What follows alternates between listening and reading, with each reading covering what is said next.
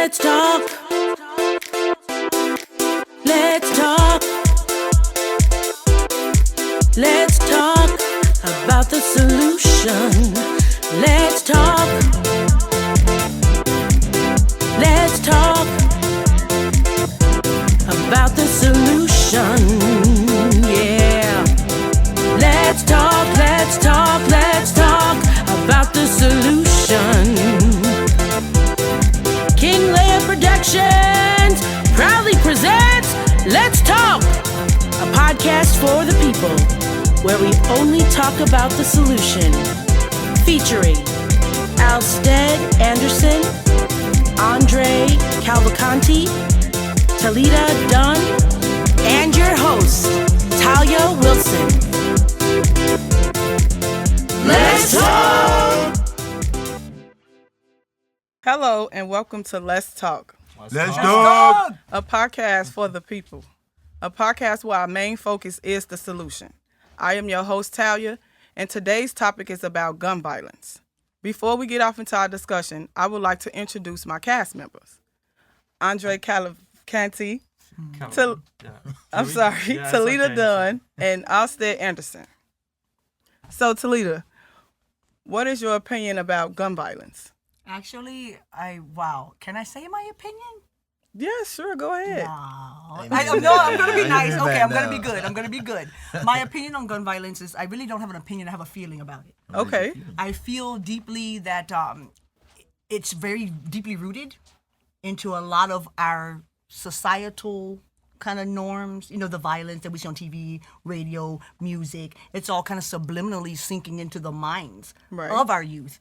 And we don't even pay attention to it. You get to the point to where we're just watching TV or we're just listening to the radio. But at the same time, what we see, what we hear, it incorporates into us. And these poor young people, they're growing up with all of this violence and this, boom, boom here and fighting here and this there. And it's like they don't even have a chance to get started. Well, I have a different opinion about that, though. You know what I mean? I have a different opinion. I think that, when kids growing up and they're playing with BB gun, water gun, there's always gun. I think they think it's okay to, like running around, bang, bang, bang, bang, bang. And also plus watching it on TV, too. So I think that's a whole different, you know what I mean? That Andre, what is your opinion? On the gun violence itself? Yes. Violence itself, yeah. So I sort of lean towards the idea of like the whole culture background. Mm-hmm. I think that we need to assess where is the line between my freedom to possess a fire gun and where does the next person's freedom begin? Because I can't use my freedom to hurt, someone else, Because ultimately, I do believe that there's no distinction of an individual experience in the whole. Like, if I hurt you, I'm hurting myself. Like, the moment I shoot you, I'm shooting my soul. Because I think we're all one. Wow. Understood. Okay, my opinion is, back to what Talita said, a lot of it has to do with music, the videos and all of that type of stuff, and also the different type of drugs that they have on the street. A lot of that, they take it and then they get into this music and then they just feel like they want to do this. It got a lot to do with gangs and everything. So, the situation is like kind of up and down. They can go different type of ways with it. So, yeah. But do we think that like, for me, like growing up in my country, though, you know what I'm saying? Our parents never allow us to play with guns. You know what I mean? Mm-hmm. Because basically, if you grow up with certain things when you're younger, you know what I mean? Your mindset, is gonna like focus on like it's okay to play with a gun. You know what I mean? So when you get older, it's okay. You know what I mean? So basically, that's my opinion on that. You know what I mean? So you think they should sell toy guns in the store? I think they shouldn't sell toy guns in the store. Okay, that's what I think. You know what I'm saying? It should be taken away. They should be taken. That's what I think. You know what I mean? I have to agree, just to a degree, because I don't allow my boys guns. Not water guns and none of that. I don't even know. We do sprayers. I kind of think that's taken away from the kids actually enjoying themselves and having fun, but I do understand to a certain extent. But you see, also too, I don't think that it's the real of the gun though. I think it's the person It's the behind it. You know what I mean? Because That's I'm not true. really That's- scared of the gun. I'm scared of the person that behind it. You know, because the gun don't really squeeze. Gun itself. don't kill people. People Yeah. kill People people. kill That's people. the- Exactly. Okay, You know, right. and then we wonder if that, you know, mental health or, you know, peer pressure or, you know, what lead to that. You know A what I mean? variety of different things why people Yeah. We gotta- choose to pull the trigger. Yeah. Right. We gotta assess the reasons why people are shooting. Not the, you can't hate. It's like saying I can use the phone to do good and I can use my phone to do bad. Yeah. The tool is not the issue. It's the person behind it, right? Behind it. Yeah, So I agree. I think that if we tackle the educational side, you know, awareness, making sure, because think about it, what leads a person into pulling a trigger against another human being, which psychologically speaking, we do feel each other's pain. So when you are shooting, it's not a matter of my opinion. You are hurting yourself when you're shooting someone else. So what is the question there is like, what is making that person Yeah, what possessed them to so do that? do it. Yeah, hurt so bad to the point that I'm gonna how take your lost life. is he? Yeah, it's So mentally. it's I our think it's responsibility. mentally. I think it's Yeah. our responsibility. It's everybody's problem. Anger. You know, anger. lot. But where does it come from? You know, It could come from a lot of different places, like Let's just talk growing about up that. Yeah. as a kid or just being around Abuse, certain things and watching your dad or your big cousin and just different things could lead a person. Yeah. And I think they like at a young age. I'm not gonna lie. That's my opinion. I think it started at a young age and they just see things and they just grow into it and now it's just like, oh, because I'm from this side or he's from this side, we not repping the same thing, I'm gonna take your life. Yeah. Or like what possessed people to go into a school and just shoot up. Wow. Like, yeah, we could just go off can into go this off on that, conversation yeah, and yeah, way yeah. deeper than that, but I'm Yeah. just But- stating the obvious. There's Like, a much. wild There's guess so much. Yeah. about that. Like, I feel like partly it's because of this identification with the tribalism. It's like, I am this tribe, you are a different people. Like, the problem begins there because if I see you, I don't know you, but if I see you as part of the group, why would I want to shoot you? Mm-hmm. So it's like, it's the mentality, oh, we're separate. Like, oh, his color is different than mine. You know? yeah, that Like- goes Right. way That deeper goes than way we can back. actually talk about. But I have to bring it up. We have to But bring that's it up. good that we're talking Because about it's it a because, problem. yeah, is true. And especially everybody's suffering from it. So my true. question Yes, is, it like, is true. what age? Because I think that there should be a limit, an age limit that you should be able to buy a gun. You know what I mean? That's You true. know what I mean? 35. You know what I mean? I think there should be a late age limit. I'm not saying that people shouldn't have the I right agree. to possess the gun. You know what I mean? But I think there should be an age limit because right now, you know, you have a 16-year-old, 18-year-old kid out there with a gun, Able to access an AK. and you know, and his waist, you know, flossing down the street. And if you stepped on him or look at him too wrong, bang, bang, bang, and you take a life. You know what I mean? I don't think they actually going into the gun store and purchasing They're getting it. them on the At street. that Yeah, age, they but- getting it off the streets, and but you see- Yeah. they actually been given to them by people that they look up to. So that's how they is. It don't matter if they say, okay, the age 25, you can't purchase a gun until then. It don't matter. They gonna find it elsewhere. They can. Some just of make them it take harder. it from their parents. They find it, their parents' stash, or they steal it from a family member or whatever. It's just. It's hard. It's hard to. Okay, so tell. I have a question on that, a statement on that. So you don't feel like that if, and I'm not trying to be discriminatory in any type of way. I'm just being real. You know, you don't think a 25-year-old thinks differently than a 40-year-old? That they would give a child on the street a weapon? Do you feel like there's a different thought process that happens? Because if the kids are getting it from the younger, they're still getting it from the younger kids, or they might be getting it from an adult, like you Right, said. It that's could be what a, I'm it could be saying. a They grown getting it uncle from- or anything. Yeah, that's why I'm saying. I think that's. But if they probably raise where the they getting age it limit, from. you don't think that it would help a little bit to kind of settle some of that? Maybe. I mean, yeah, to a certain extent, but they still They're gonna still gonna find a find way to access get to it. it I mean, regardless. it's there. It's You're like like- the fake ID, right? It's Like the it's fake- there. like the Yep, alcohol. that- Are they, exactly. are they Like even the should alcohol. do more intensive background check? You know what I mean? Because you know, like go deeper into the person, even to They the still get it. psyche. You know what I mean? It's good even go deeper into the psyche. You know, to find out the mental health history, not only your background and stuff. Because I mean, people have depression every day, and they hold on to depression for a long time, and adjusting those issues, and then one day they snap. You know what I mean? Yeah, but that would be can't do hard that. That would too, be hard because to it's a do. lot of people know that they going through Right. something and they don't go in to the doctor's office and say, Yeah, they're "Oh, not I'm gonna feeling go. this" or Yeah. whatever. They just like, "Okay, yeah, I'm depressed and I'm stressed out and I'm losing my mind, so I'm finna go kill somebody." Yeah, Like, well, I mean, it can go a lot of different ways. I agree with in my that too, opinion. but man, like for instance, look at the shooting that this guy went in and shoot up his old job. You know what I mean?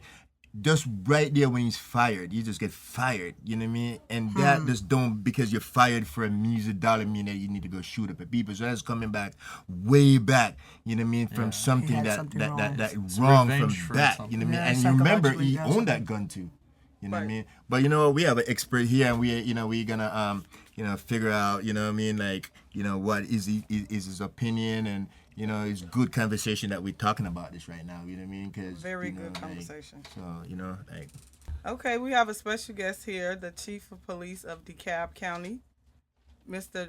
David Bird.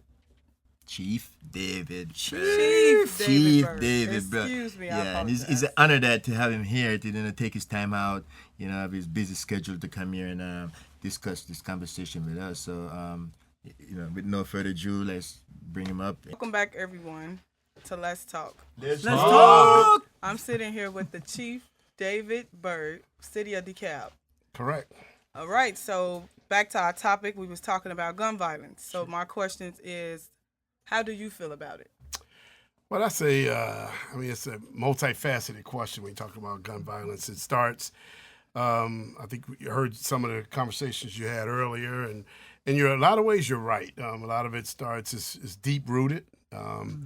It's not something that just came out of the blue and just started. I recall I grew up in the 70s, and actually someone having a firearm in the 70s was really unheard of. It was really an anomaly. If somebody had a gun, it was a lot. Even dealing, I grew up on the south side of Chicago, a lot of gangs. But there, you know, more than anything, you know, you would fight, but someone pulling a gun on you was just uncommon. But now we live in a time where if someone doesn't have a gun, you're pretty surprised, you know, and that's sad. Yeah. That's the sad state of affairs. And for law enforcement, you know, it's extremely dangerous for us. We try to do everything we can to protect you, the citizen, from violent crime. However, it's been pretty tough. This is my third decade of policing. I started in 1989 with the Illinois State Police, and had 32 years in Chicago with the Illinois State Police, and it's my first year as the chief of the city of DeKalb. So, but when we talk about gun violence, when we have, you know, like I said, we live in a country that has always kind of glamorized violence. When we talk about war, Yeah, I agree. you know, we have, and let me just say this: I respect any young man or young lady who joins our armed forces, but if you think about it, we're giving an 18-year-old a rifle at a very young age and tell them to go fight for their country. So this is something that's always been embedded in the in our country. The Second Amendment is extremely important to the majority of the people in this country. So I do understand that. I actually agree with it to a certain extent. I think we have to do a better job of preventing people who are not in their right state of mind. Yep, back to the mental health. To have weapons, because that's actually one of the biggest problems in law enforcement right now is mental health. Yeah. And we have to understand that even the most smallest traumatic event, someone was not in their mental state of mind for, even if it was a short period of time. Yeah. So, like an you in know, and out it's an stage. in and out stage. And then you have some who have prolonged mental health issues. So if you think about the shooting in Uvalde, Texas, now this young man was 18 years old, and there's no way you can explain to me that an 18-year-old would, first of all, he shot his grandmother. Yeah, Okay. that was now, really crazy. I can only tell you how much I love my grandmother, and I couldn't even the thought of doing that to my grandmother, I really can't think of. I can't even fathom like you that. can't even And I know picture you it. all can't either. So I know how hard this was for this young man. I mean, what was his state of mind? You know, and he was 18 years old. And to shoot these young children. I mean, even 10-year-olds, babies to the point where their families couldn't identify them, just physically identify them. So that means something had to be wrong with that young man. You just don't wake up And and say, I'm gonna go and shoot up Yeah. at school Who- and all of that. who wakes up It's that not way? sudden, No. for Who sure. does that? And the same thing when you talk about the Buffalo shooting. Now that was more racially biased and racially targeted, and that young man, very young as well, but he fell deep into the rhetoric of what was being taught to him, about white supremacy. He fell into that. So he drove 200 miles, over 200 miles to get to a place where he knew that people of color would be, and that's who he targeted. And you have an 85-year-old woman. And here's my thing about this. This is what enraged me about this as well, is that an 85-year-old woman should be able to take her last breath laying in her bed. Right. That's how she should leave this earth. She should not leave this earth being shot twice with a rifle. And why on the ground? Yeah, that My family. But yeah, right. Yeah. So it's like so gun violence is very it's deep. It's multifaceted. There's conflict resolution that's involved in this, especially when you're dealing with urban areas where where you do see, especially on the south side of Chicago, where I grew up at, you see a lot of that black on black crime, and a lot of that comes from conflict resolution. At the end of the day, they're not being taught how to deal with conflict. And It's like a jungle, right? it is. It is a jungle in a way. It's survival of the fittest. Yep. And that's how they feel. And let me just say this: if they don't value their own life, How they gonna value yours? what makes you think they'll value yours? Exactly. And they don't. And it doesn't matter what your color. Okay, on that point, Chief, how do we start to implement that better thinking of self, putting that confidence into our people, so that we don't fall into that? Because that's my main thought on that. Because you're right, I think that if you don't have self-love and self-care, how can you care for anyone? But how can we help that as a community? I mean, what could we do to change that? And you make a great point, and it starts with the community. I grew up. I never knew my father, so I'm not, and I never used that as a crutch or an excuse, because I'm not the only one. Right. I mean, I realize that I'm not the only one, but I grew up in a family of, and pretty much predominantly women ran our households, and they loved us though, but they held us accountable too for our actions. I recall. I'll make this a quick story, but I was on the bus and as a young man, I was probably 14, and I was on the back of the bus and I was cussing like a sailor, and I was with my buddies and we were coming back from football practice and we was cussing.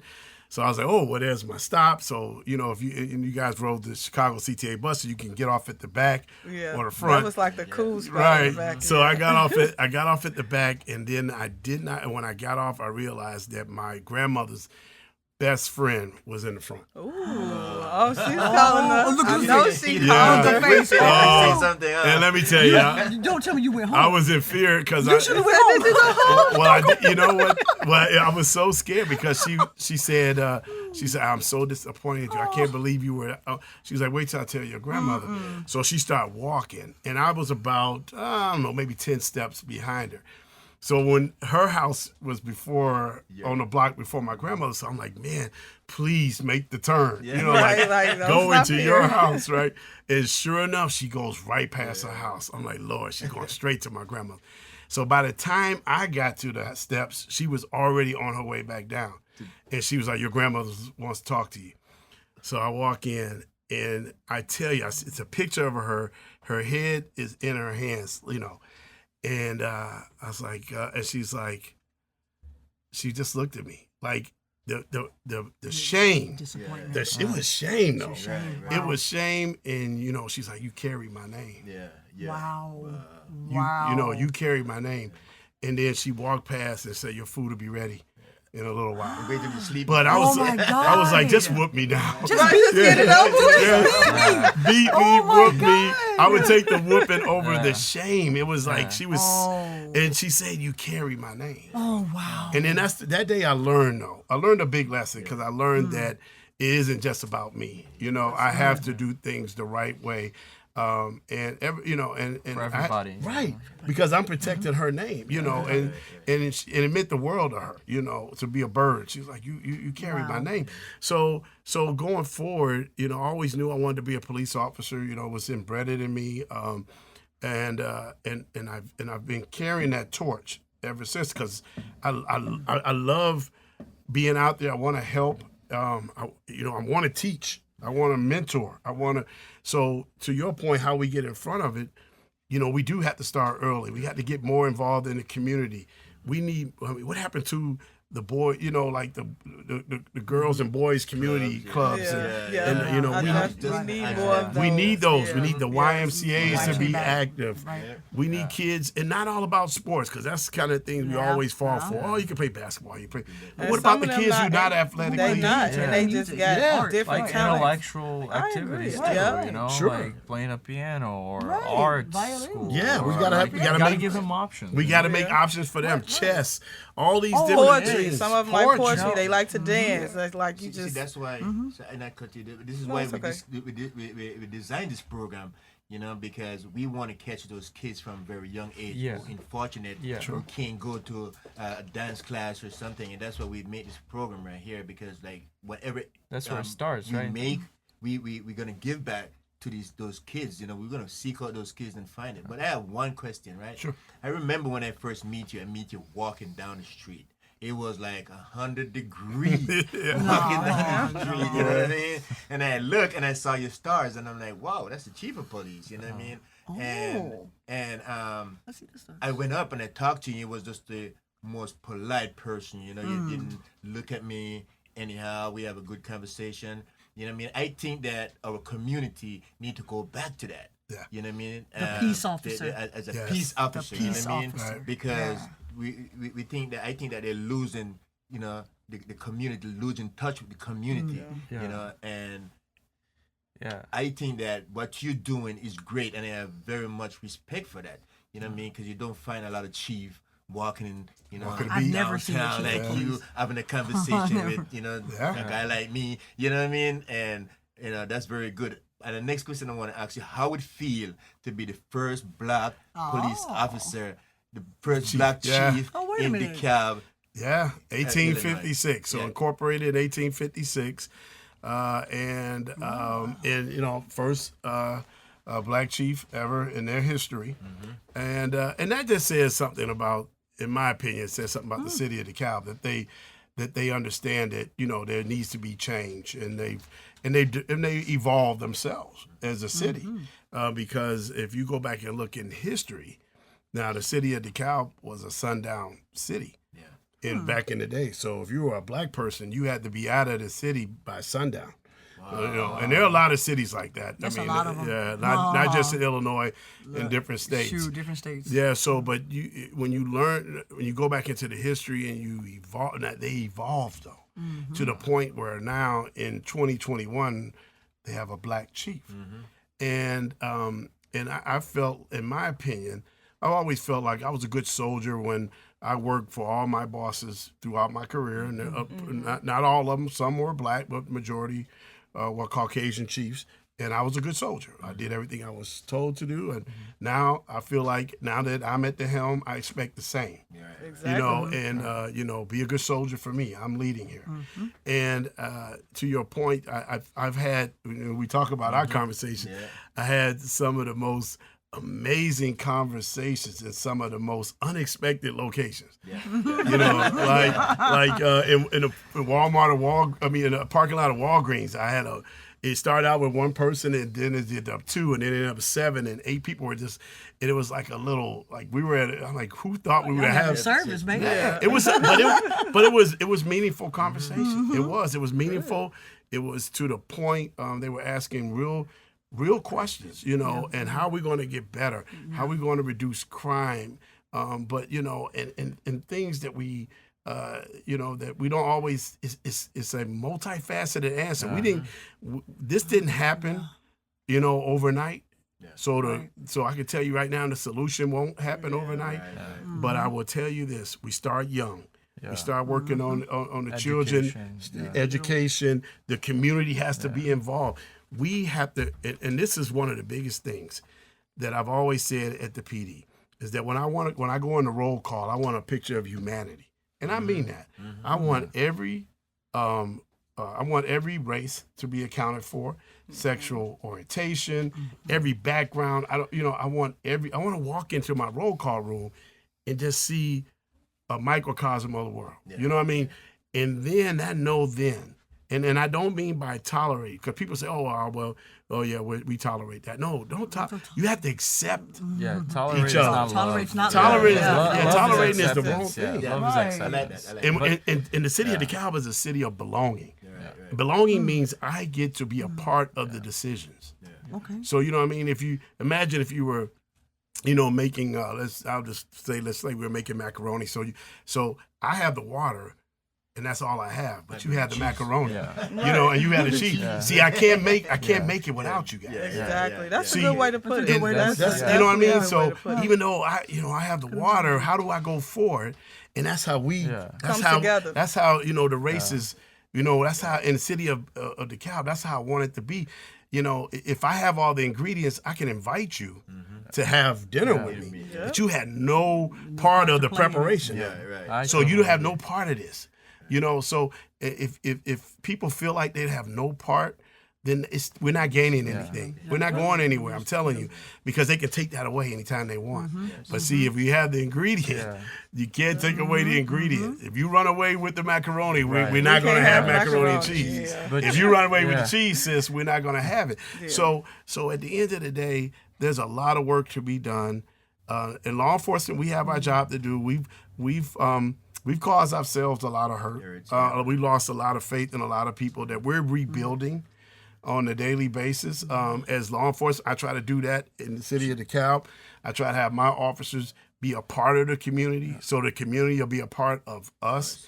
Like, people don't like coming to the PD. I'm like, come to the PD. Chief, I have a question for you on that. I'm sorry to interrupt. No, it's just because you're touching exactly what I was thinking, which is, as a member of law enforcement, you feel, that responsibility because you do have the power, the green light from the government itself to act on behalf of people. Sure. Right. What I've been noticing, and I want to ask you, what is being done in the law enforcement, within the PDs? What do you guys talk about in regards to this vision that now I feel like people don't really look at the police and see, oh, I'm safe. No. I look at the police and I'm like, what have I done wrong? Yeah. I'm not doing anything wrong. I'm driving, but I'm like, wait, don't stop me. It shouldn't be like that. I should not feel like that. I agree. Because it's like a matter of no, the police supposed to represent. Listen, if something wrong is going wrong, guys, we're here for you. It's to serve and protect you, not to make you feel like you've done a crime. Well, see, that's why when I talk about how we've hurt ourselves, there have been several incidents in histories where we really hurt ourselves. Like, I go back to Rodney King. People talk about George Floyd. It was before that, and there are a lot of situations that might have occurred without the use of body-worn cameras and video cameras, which never came to light. So, as a police officer, I feel like my job is, and I agree with you, peace officer is a better term, and I use that a lot. That we bring peace. Yes. And to your point, it's up to us. And when I say us, law enforcement as a whole, to mend that fence and build those bridges, so you will feel comfortable crossing. Yeah. Because right now, you're right. There are people when they see a police officer, oh man, And it's like, it shouldn't be old man. It really shouldn't be. It should be like, oh, hey, officer, hey, what's going on? Exactly. You know, You just should like feel the interaction safe. we You have. should feel safe. That's But the this is the point. crazy Yeah, but part. you don't. I mean, Yeah, the you majority of people don't. Like They I don't. have an Understand. 8-year-old son and a 10-year-old son. Yeah. And they're already even, and I don't speak ill of the police. I don't have Yeah. any issues in my home, but they already even feel that. Sure. Like I waved at a What they police watch, officer right? the other day, and they're like, "Why did you wave? Why did you wave at that cop?" I'm like, "Because he's a person at the end of the day. Before he's Yeah. a cop or Right. a this or that, he's a human Yeah, being." There exactly. you go. I think that, and this is my opinion, I think that there's bad cops out there. You know what I Right. mean? Of There's course. bad cops out Every there. profession. And then there's good cops. But the thing is, what I think that a lot of the good cops don't want to speak up because it's a brotherhood, Brotherhood. right? Yeah. Right? So they don't want Right. to speak up for the bad Right. cops. So they you know what I mean? already got They a don't wanna perception betray in their their- head yeah. that they So my all question bad. is, what are you willing to are going to do if you can answer this question? Sure. In Dekalb to make sure that So- don't happen in. So you made a good question, and there's a new law, and it's failure to intervene.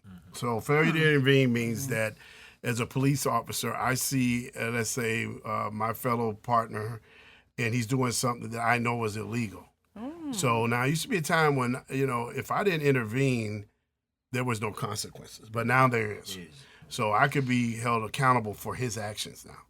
So now you're bringing me into it. You see what I'm saying? Okay. And that's a good thing because we should be roped. We should actually, it should be a link. We should all be accountable for each other. Right. And as a supervisor, failure to supervise is another important part. So if you're a supervisor, you're responsible for everybody on that shift. And look at, as for me as the chief, I'm responsible for everybody in this department. You gotta trust them. So failure to intervene for me, or failure for me to supervise, or failure for me to take action that's required, would be detrimental to me now. And now I have a stake in it. You see what I'm saying? Where before I didn't. You got the macaroni, baby. I got the macaroni. So, and at the end of the day, you're right, sis. And at the end of the day, one of the things you said that really triggered me too was that, we talked about what are we gonna do? Like, what is the PD doing? And we do a lot of training, and we have a lot of real conversations, and that's why I feel that it's so important that your department be made up of different cultures, because that's the check and balances of it all. You know what I mean? That's the check and balances. We have to at least be made up of the community that we serve. At least as far as the ratio should match up. And like I tell people all the time, I could work any place. You could put me in any town you want to put me in. I could police. Yeah. I can do it fairly, without any biases, because I don't carry those, when I go to work, I don't carry my biases. I try not to have any. I really work at that, and you get into the different prejudices that people have, still. Some people just were born that way. Their grandfathers that way. Their great grandfathers are that way. How do you break it? How do you break it? Right? You know how strong you got to be to break that cycle. Yeah. I mean, you really, the young man who has to, to break a cycle like that, especially if you know it's wrong too. You got to go and tell your dad. First of all, think about this. He's wrong. The dad is the one who put clothes on your back, right? Shelter, food, everything for you. He sent you to school, and you got to go tell him That he's wrong. that he's wrong, or even look behind Look that. behind that. You got to look at grandpa Yeah. and say, who grandpa did that for your dad, and you got to tell your grandfather, hey, we don't do it that way anymore, not doing it grandpa. anymore. Yeah. So you'll see that in policing, because it can be more of it's a generational thing. Oh, yeah. And see. I got my brother's a sergeant with CPD, so my younger brother, so I get it. But he understands. I told him when he first came on the job, I said, do it the right way. Do it the right way, and don't let anybody impede your way of thinking, because you know right from wrong, because you were taught that from your family. And I think and every day when I tell the officers, I tell them all the time, if your moral compass is pointing in the right direction, okay, and you knew what you did was right, and lawful and necessary, then we got no problem. Because there are times when that's going to happen, and I get it. I mean, you're a police officer. Yeah, people are not going to, I mean, they're not going to be excited when we come sometimes, to your point. Right. But it shouldn't be that way Well, when we entirely. need y'all, when we Yes. need y'all, we're excited. Obviously, But but we should be able to have the interaction like myself and Mr. Yes. Anderson had in the middle of the street. It was like, hey, how you doing? It takes us to, like, I'll pay it forward all the time. So I'll pay for people's food or coffee or whatever, and they'd be like, who paid for that? They'd be the police officer. And then they're like, and it might be someone who had never been positively impacted by a police officer in their life. You see what I'm saying? And I might have made a change for that person, because they might have felt like all of us are the same, and then they like, well, not really though. Not really. Because I met a guy today It's a ripple. who was different, right? Ripple effect. The ripple effect, right? So I met somebody who was different. It's the same way with the black culture. How many times do people always thought they look at what they see on the news, and how many times when you get 3 or 4 brothers walk down the street, people cross the street all the time, right?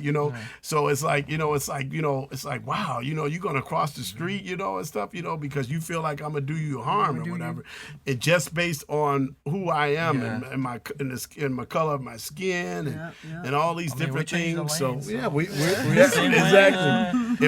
But to your point, we can get better, but we have to start loving each other more as a humanity. I'm talking about. I'm not even talking. I mean, like in general, like across the board, we got to love each other more, and I think we'll make some change. I really do. So me, I appreciate you coming here. Of course, There's not a lot of people in your position will take the time to come and sit with us and answer this difficult question, right? Yeah. So, is there any final thought? Is there anything you want to speak in this camera and let people know? You know what I mean? But Chief, you have to talk like that. I would say is that we can, of course, number one, we can do better. We can do better. We can do better as humanity. We have to stop. We have to stop this. I mean, killing each other. I mean, people are. I mean, there is. We have to cherish life more. Yeah. We have to be kinder. Be kind. That's it. We right got to there. be kinder to each other. Yes. I mean, people. We need to speak to each other when we walk down the street. I mean, Just nowadays, a smile. just a smile. Brighten somebody's day. I'm real big on that. I think if we start, people don't understand. Like, if more people would do that, maybe like the young man who committed the mass shooting in Buffalo wouldn't have done that, because more people would have been more kinder, and he would have been the minority on this and said, well, everybody's kind of kind to each other. Why do I feel like why should I go and shoot up this place? Because everybody's going this way. And then sometimes people go with the, you're going to go with the masses, right? Yeah. So hopefully if we can start to do that as a humanity, the guns, like you said, you guys made good points. It's not the gun. Now, could we, could we reduce the capacity of the magazines? Of course we should. That's something that should probably happen, okay? I mean, there extended magazines, there really isn't a need for it. They're only, all you're doing is going to cause mayhem and destroy a lot of people. You take one bullet. Yes. You don't need 9. You don't need 30. 35. And we got their drum magazines out there to hold 50 rounds. Wow. So I mean, what do you really need that much firepower for, right? So let me just say, I'm not telling people they can't have a firearm, right? I'm not telling people they can't have a firearm. I mean, I'm not. It's the Second Amendment, okay, right? So you can have your firearm. But what I'm saying is, could we reduce the magazine capacity? Sure we can. Should we increase the age? Sure we can. And we should. Because even though I know I mentioned earlier that at 18 years old, we'll give them a rifle and say, hey, go fight for your country, right? But that's you're under the scope of war. And that's a little bit different. You're dealing with the armed forces is different. So I look at that completely different than someone walking into a gun store at 18 years old and buying a firearm, if he's not in that capacity. I think it's too much as well. I think 21 is a good age. I mean, you're grown. Like I said, with that other exception being the armed forces, you can't be a police officer until you're 21. So that goes to the same part where we don't want to give you a gun until you're 21. So I agree with all that, and I think we'll do better. I hope in my lifetime, You know, I'm 55 years old. I hope in my lifetime I see some change. And then if not, in my kids or my grandkids. So all we can do is keep. We can't give up. I can tell you that much. Yeah. We cannot give up on No each giving other. up. If we give up on each other, we'll destroy each other. No doubt about it. It's the perfect way. Yep. It's Perfect close. Thank you guys for having me. Thank you for coming. This was great. Yeah, and let's talk. Let's talk, right? That's how we do it. That's it. Stay tuned for this music video coming up next.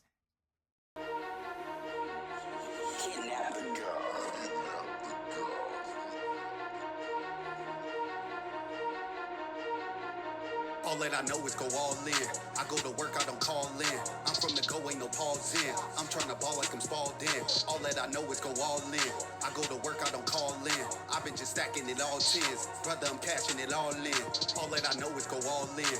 I go to work, I don't call in. I'm from the go, ain't no pause in. I'm trying to ball like I'm spalled in. All that I know is go all in.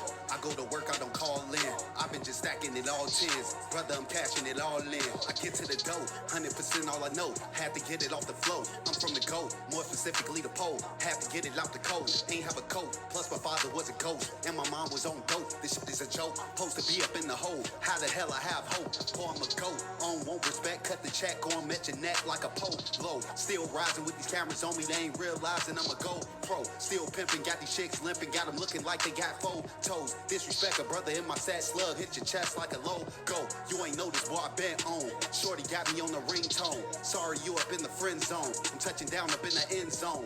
They be salty, get they chick some coffee in the side of for her to cream on. Who is realer? I'm a track gorilla. Got me really feeling like I'm king. All that I know is go all in.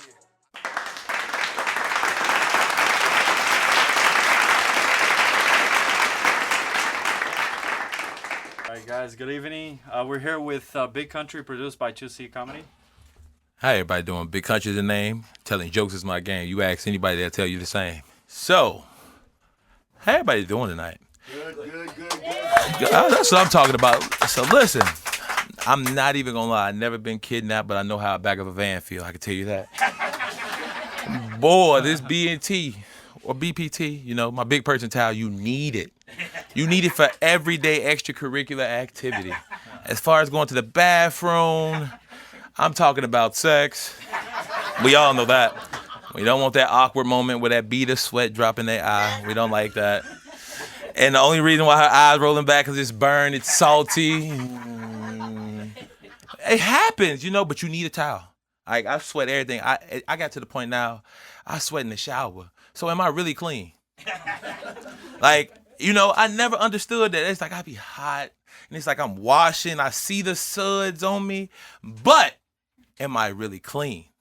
It's like, when you get baptized, are you really saved? Or do you still sin?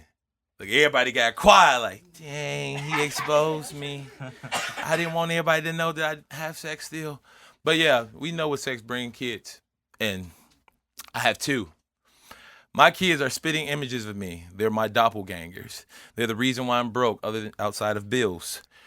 But it happens. I knew what I pulled up into when I pulled up into their mother. But, hey, it happens. Sometimes the best thing in life you don't pull out of. Unless it's done. You don't pull the turkey out unless it's done, right? And then you don't preheat the oven. You got to preheat the oven before you stick in the turkey. Because what women don't like foreplay? Yeah, but they don't like head, though. Don't like it. Talk all day. Don't want to use it. But it's cool, you know. Man, my fat flaring up. Anybody got a cupcake or a Twinkie to help bring down my fatness? You know, losing weight is different. Everything starts to hang out differently. When a certain bulge get bigger than your stomach bulge, you're doing good in life. Doing good. Get to the point I could drop it on my phone and swipe Tinder. Hey, I'm trying to tell you. It's starting to get to the point I need to come with his own area code. Big Country. I'm going to just start to call it Big County. You know, seriously, you might get the zip code later, or I might find out what area code you want. You know, everybody wants to climb mountains until they climb me. Then women realize that, dang, I am tired. Oh, yeah. Okay, I thought you were telling me to stop. I'm sitting there looking around. You see the sweat. Now I feel like one of the girls I'm having sex with. The sweat got in my eyes burning. Oh, I got to wipe. I got to dab. Been dabbing before they was doing this type of dab. You feel me? Like, seriously, though, like, I used to be real big. Like, I lost 80 pounds this year. 80. I know. I did it unintentionally. I got rid of friends, stress, and here we go. So if you get rid of stress, you'll lose weight. Get rid of all the dead weight and the people in your life. I mean, I'm just saying, my dad was only 75% of the person I knew, and I didn't see. All right, Big Country's the name. Telling jokes is my game. You ask anybody to tell you the same. So welcome back, Big Country, man. How you doing? It's nice to have you here. I appreciate the opportunity. I really do. So let me ask you, what made you get into the comedy world? Like, what was the first, Realizing my life was a joke at a very early age. Very early age. Good one. Oldest is 7. You'll make fun of your life too.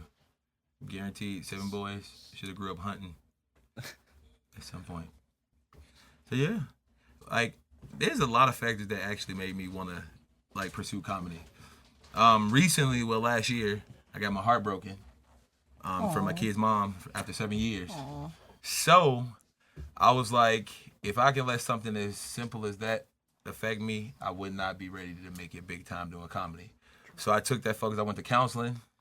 To get my mind right. So once I got my mind right, the jokes just come. It don't matter where I'm at. Did you really get your mind right? You seem like your mind is still not right. I mean, it's kind of right in certain areas. Like when it comes to being a dad, yes, because I worked in the healthcare field for 13 years, and I recently stopped that. So now I'm a leasing agent, and I, do real estate on the free time. Yeah, I wish. It don't even pay me nothing. I can't even afford to work where I live at. Aww. Yeah. It'd be like that sometimes. I know. I mean, and then I need to get my credit up, and I know being famous can honestly help. I'm so broke I can't change my mind, and I thought it was free. So Stop it. But I'm taking you seriously. You gotta feel like you're on the track already, right? Because you start I feel like it's a process, right? You start embodying it, and then the more you are, the more people reflect what you are back at you, and then the more it becomes reality. So, like, how do you feel like that process is going for you? I want to be the change I want to see in the world, and I want to embody it. So, in order for people to be chills, comfortable, man. Got the chills. Perfect. In order for people to be comfortable, Perfect. I have to be around me. I have to be comfortable with myself. It's the same way. If you don't learn to love yourself, no one will get it right. So I learned to love myself to the point that no one can show me the love that I can show myself. So now the love I have for comedy, it shows with my craft because I'm always willing to learn and do better. So and to teach too, because I tell jokes to teach. Because a lot of people are more accepting when you put something in a joke and they'll be able to listen and be like, man, dang, that was something truthful, but your voice, it was funny. Right? So I feel like one day I'm gonna be a pastor. I don't know. Oh, really? You gotta talk to him first, I mean, you gotta borrow my suit, baby. You gotta borrow my suit. Look at it. I mean, I could actually do good in the suit now. Big country. I mean, I come listen. I listen.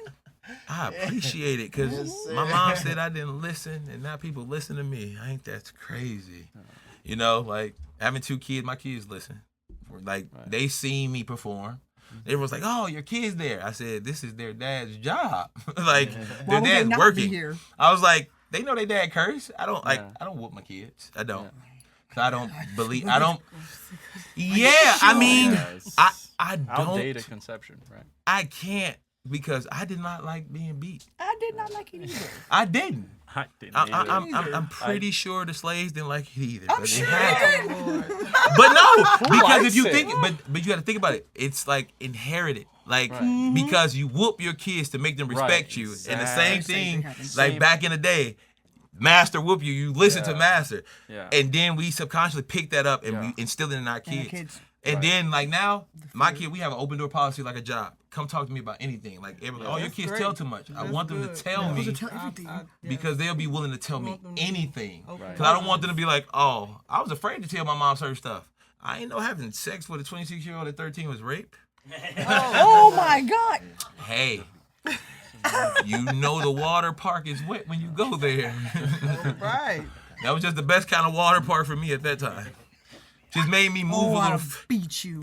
I'm sorry. You would have got him moved- good. it- Got him good. Trust me, I told my mom when I got an adult, because my mom Beat got you in hands. her. They should have been registered. My mom, I'm pretty sure, was related to Muhammad Ali Mike Tyson somewhere and all down the that. line of Mike Tyson. I'm Sting like a scared butterfly. already. Well, Oh, thank you it so stung Thank like you so butter. much for coming in, man. And we I really appreciate it. Like, thank you appreciate guys you for sharing having your me. story and Just want to teach Let's people. do it And one good time. luck to Let's do you. it one time. Let's talk. Okay, everybody, welcome back. And we're going to now have our daily inspiration from D-Man. Hey, what's up? It's D-Man. Yeah. What's poppin'? Hey, man, I feel great today, man. I'm just here to let you know something.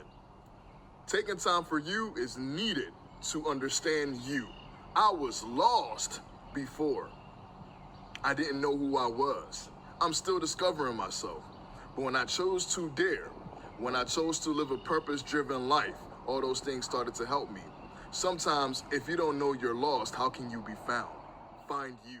Also, I would like to take the time to thank everybody for coming out. The Chief, Mr. David Bird, and our comedian, Big country. Big Country. that's right. Let's talk. Let's talk. Let's talk. talk. All right. We out. Nice show. See you guys next time. Let's go.